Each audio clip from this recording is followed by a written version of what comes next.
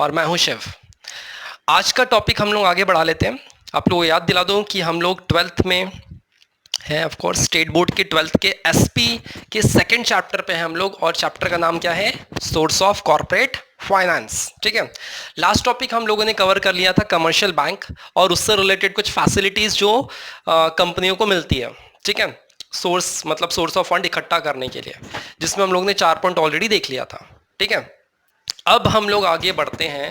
अभी आपको जो नेक्स्ट दिख रहा होगा, मतलब इसके बाद जो कमर्शियल बैंकों के पास जो नेक्स्ट टॉपिक दिख रहा है, उसमें आपको फाइनेंशियल इंस्टीट्यूशंस के नाम दिख रहे होंगे। फाइनेंशियल इंस्टीट्यूशंस कौन से? ऐसे इंस्टीट्यूशन जो कहीं ना कहीं किसी ना किसी तरीके से बिजनेसमैन को हेल्प करते हैं। ठीक है, तो वो लिस्ट आपको दी है, तो लिस्ट के बारे में हम लोग डिस्कशन नहीं कर रहे हैं, उसको सिर्फ आपको एग्जांपल के रूप में दिया है, उसको रटना भी नहीं है आप लोगों को।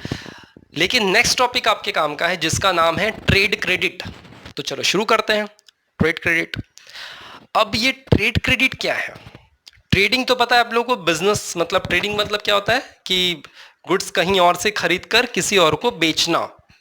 जैसे जितने भी शॉप्स ओनर्स होते हैं, जो छोटे छोटे दुकानें हैं ना, जहाँ पे आप चीज़ें खरीदने जाते हो, किराना शॉप में गए, आपने कोई चीज़ खरीदी, तो वो जो किराना शॉप वाला है वो क्या गुड्स बनाता है क्या? कोई नहीं, वो सिर्फ गुड्स रखता है। किससे लेकर? होलसेलर से लेकर, डिस्ट्रीब्यूटर से लेकर, वो गुड्स रखकर आपको बेचता है।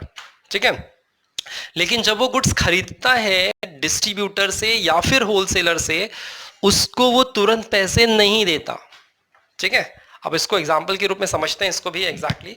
अब जैसे ये शॉप है, ठीक है, ये आपका शॉप, कोई भी शॉप, किराना शॉप ही पकड़ लेते हैं, किराना शॉप है आप लोगों का, और ये है आपके किराने शॉप का ओनर। ठीक है, इसने क्या किया? सामान कुछ मंगवाया। किससे सामान मंगवाया? होलसेलर से। ये आपका होलसेलर, ये होलसेलर की शॉप। ठीक है, ये आपका होलसेलर। इस होलसेलर ने इसको गुड्स भिजवाया। अच्छा, गुड्स कैसे आता है? ऑफ कोर्स आपको पता है गुड्स कैसे आता है एग्जैक्टली। ये आ गए आपके,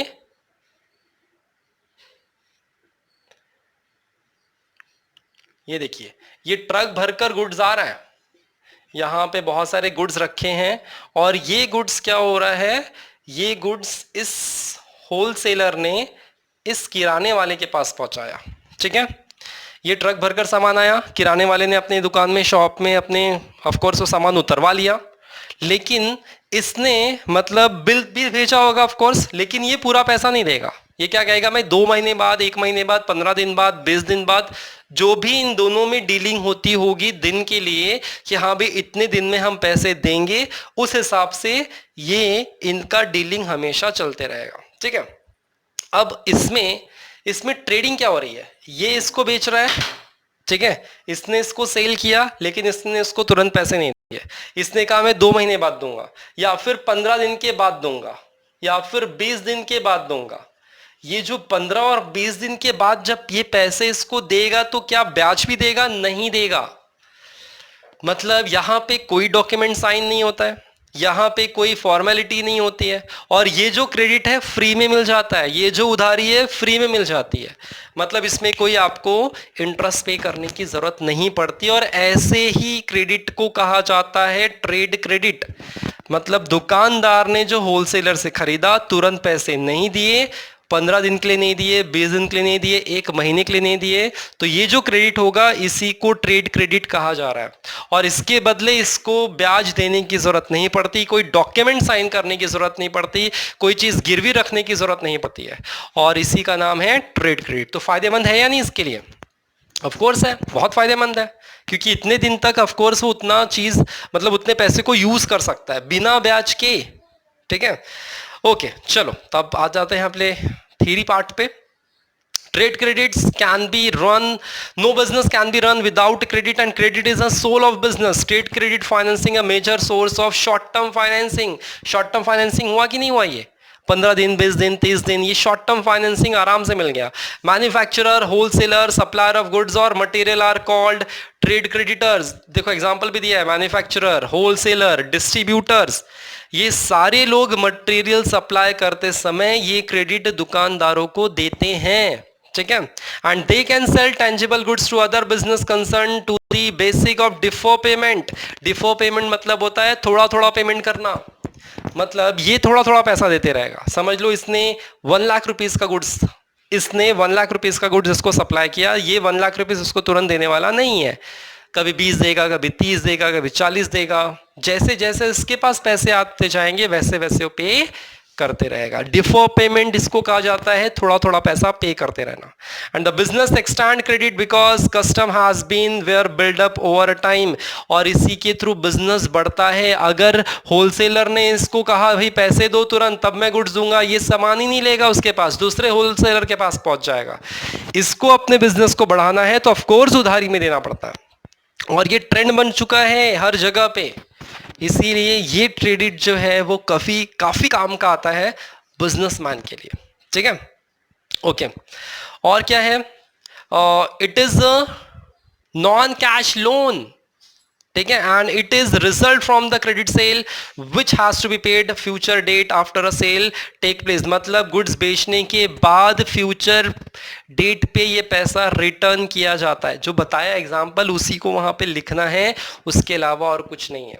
ठीक है, मतलब आपको समझना सिर्फ इतना था। ट्रेड क्रेडिट क्या है, ऐसी उधारी जो शॉर्ट टर्म के लिए मिलती है। किसको मिलती है, रिटेलर को मिलती है। कौन देता है, wholesaler, distributor and manufacturing company भी देती है डिस्ट्रीब्यूटर को।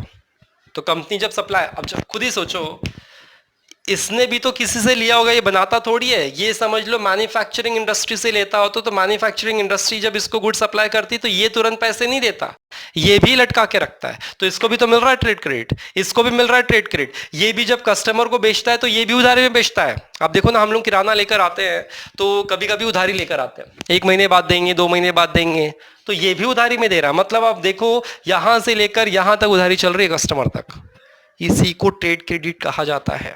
ठीक है, एग्जाम्पल समझो अच्छे से। ठीक है, कुछ डाउट रहा तो आप लोग पूछिए, राइट। और अब आगे के जो टॉपिक्स आपको दिए हैं, अब एसपी में आपको डिस्टिंग्विश दिए हैं। मतलब अब तो ऑफिशियली देखा जाए तो चैप्टर हमारा एसपी का कंप्लीट हो चुका है। अब डिस्टिंग्विश की बारी आती है। डिस्टिंग्विश में रिपीटेड पॉइंट्स हैं जो हम ऑलरेडी पढ़ चुके हैं। जैसे अगर आप पहला डिस्टिंग्विश देखोगे तो उसमें शेयर्स और डिबेंचर दिया है। ठीक है, पेज नंबर 30 पे, एसपी के बुक में पेज नंबर 30 पे अगर आप देखोगे तो उसमें शेयर्स और डिबेंचर के डिस्टिंग्विश दिए हैं, डिफरेंसेस दिए हैं।